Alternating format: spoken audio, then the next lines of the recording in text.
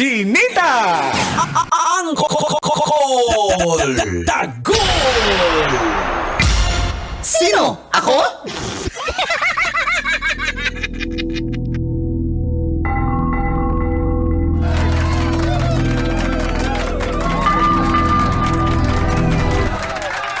Maayong adlaw, Luzon, Visayas at Mindanao.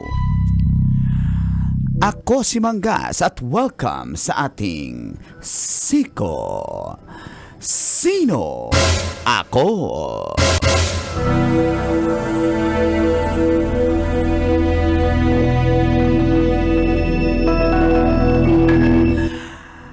Isang baboy ang ginawaran ng Guinness World Record dahil siya ang most followed pig. Uy, si Peppa Pig? Hindi pa si Peppa Pig yan. Most followed pig on Instagram. Siya ay walang iba kundi si Merlin the Pig. Na isang Vietnamese pot-belly pig na nakabase sa California. Meron na siyang 1.1 million followers sa IG. Ang ginagawa niya, ang content niya. Ang content. Sumasagot siya sa kanyang may-ari gamit ang mga Oink, custom buttons. Pag pinindot niya ang button, sumasagot ito. For example, Okay.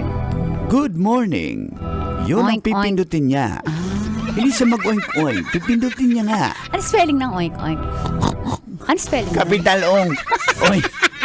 Huwag mong kuluin si Manggas. Basta, may mga buttons na kanya-kanyang sagot. May mga recorded audio. Yun ang kanya. Nag-explain. Basta, panoorin nyo na lang si Merlin the Pig. Merlin the Pig. Ikaw, ilan ang followers baboy mo? sa Instagram? Sino? Ako? Kailangan pa bang i-memorize yan? Basic. Ang cute-cute naman ni Merlin. Merlin Hello, the Ate Pig. Merlin. Baboy yun eh. Ano si Merlin ha? Baboy yun.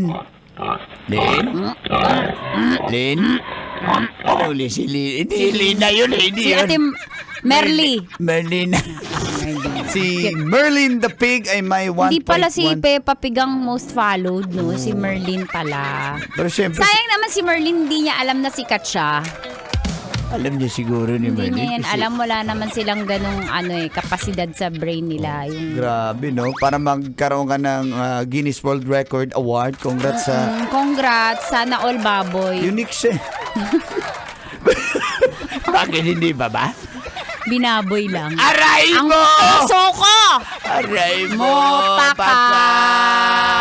Nandyan ka na naman, pasulap-sulap sa akin. So may mga button siya, tits.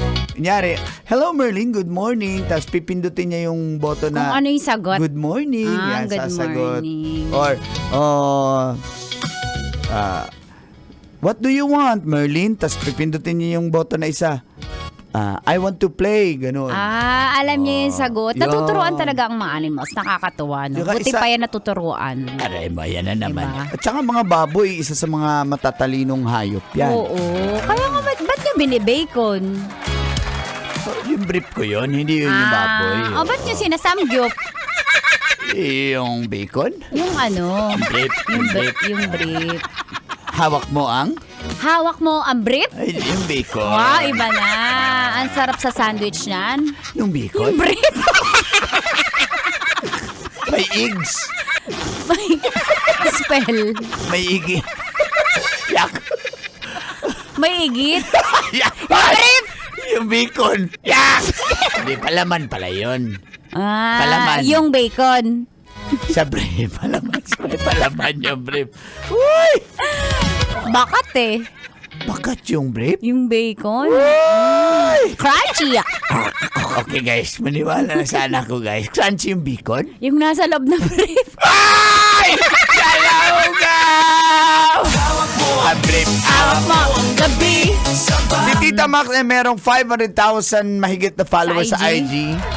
Ako 3K lang mahigit, hindi ako ma-IG kasi. Pero si Merlin 1.1. I think girls talaga ang followed mostly sa Sa IG, Instagram. oo. Kasi yung mga babaero nandyan, pina-follow nila yung... Kasi may mga post kami na pang Instagram lang. Aray yung mga babaero, Ba't nagsisweet na naman? yung mga babaero, Up, babalik tayo, up. Wow! Wow, si Tita Max na yung may pagganyan. so yun. Hi, Derek Phil. diba? Good morning. Nag-IG kay si Derek Phil. Meron dami account, pamatae. Hindi yan nag-IG. Hindi, di ba malalaman mo ang personality ng isang tao according sa fina-follow niya sa Instagram. Ako talaga biblical quotes, quotable quotes. Okay, guys. Maki, Self-help guys, book, sikulo na, mga sikulo. ganon. Tsaka Bible verse of the day. Oh, ganun Yun ba? ang Sikulo, pina-follow guys. ko. Si Maki na, guys. Tapos meron akong Johnny Sins. Ah! Basic! Metro's number one, Love Radio. Basic!